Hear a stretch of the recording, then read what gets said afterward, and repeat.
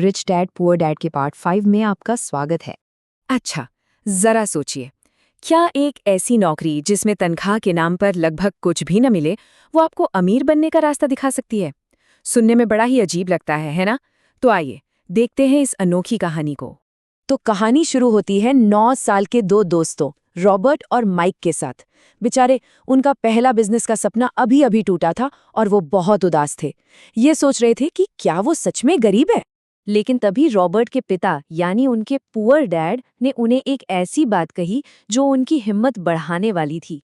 उन्होंने कहा कि फेल होना कोई बड़ी बात नहीं, बड़ी बात यह है कि तुमने कोशिश तो की। पर एक बात थी, रॉबर्ट के पिता बहुत ईमानदार थे। उन्होंने बड़ी साफगोई से ये मान लिया कि भाई, अमीर कैसे बनना है ये सिखाना उनके बस की बात नहीं है। वो ये सब नहीं जानते थे। और बस यही वो पल था जहां से कहानी ने एक नया मोड़ लिया। उन्होंने उन दोनों को एक ऐसे इंसान के पास भेजा जो उनकी पूरी दुनिया बदलने वाला था। माइक के पिता, जिसे आगे चलकर हम रिच डैड के नाम से जानेंगे। अब तो दोनों लड़के पूरी तरह से एक्साइटेड थे। आखिर माइक के पिता कोई मामूली इंसान नहीं थे। उनके पास वेयरहाउसेस थे, एक कंस्ट्रक्शन कंपनी थी, स्टोर्स की चेन थी और 3-3 रेस्टोरेंट्स, मतलब अपना एक छोटा मोटा एम्पायर खड़ा कर रखा था उन्होंने। लेकिन जब वो उनके घर पहुंचे तो एकदम हैरान रह गए। इतना बड़ा बिजनेसमैन और इतना सिंपल सा घर, ये तो उन्होंने सोचा ही नहीं था। इस बात से रिच डैड का कैरेक्टर और भी मिस्टीरियस हो गया। और तभी दरवाजा खुला और सामने खड़े थे रिच डैड, एक लंबे चौड़े तगड़े से इंसान। और उन्होंने आते ही सीधे पॉइंट की बात की, कोई इधर उधर की बात नहीं। देखिए, रिच डैड का सिखाने का स्टाइल बिल्कुल अलग था।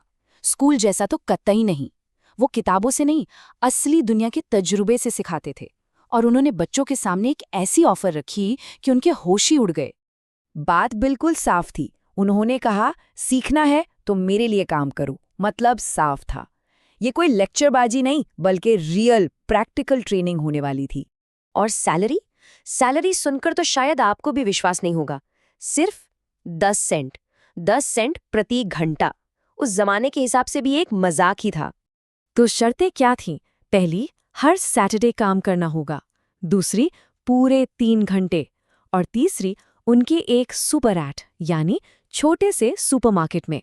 सोचिए, जब सारे दोस्त खेल रहे होंगे, इन्हें काम करना था। बचपन की एक बहुत बड़ी कुर्बानी। और इसमें कोई बार्गेनिंग नहीं थी। टेक इट और लीव इट, साफ बैट। असल में ये उनका एक टेस्ट था। क्या ये लड़के सच में सीखने के लिए इतने सीरियस हैं? ये डिसीजन आसान नहीं था, बिल्कुल भी नहीं। एक तरफ दोस्तों के साथ बेसबॉल खेलना और दूसरी तरफ एक ऐसा अनोखा मौका जो शायद दोबारा ना मिलता। आखिरकार रॉबर्ट ने सीखने का वो मुश्किल रास्ता चुना। तो इंतजार हुआ खत्म। ठीक उसी सैटरडे सुबह के 9 बजे उनकी असली परीक्षा शुरू हो गई। और काम क्या था? बेहद बोरिंग।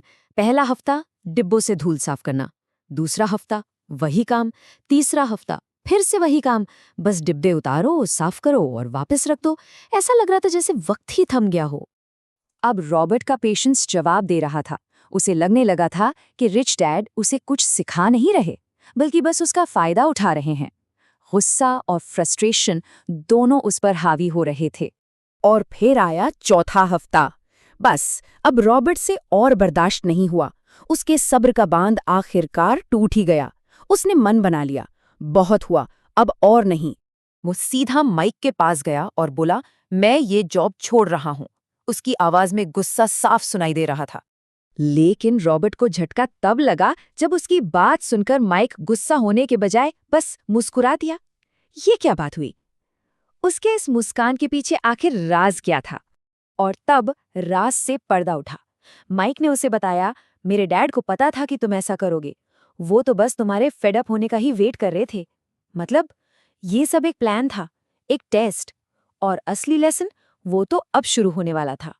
तो सवाल ये उठता है कि आखिर उस 10 सेंट वाली जॉब का असली सबक था क्या?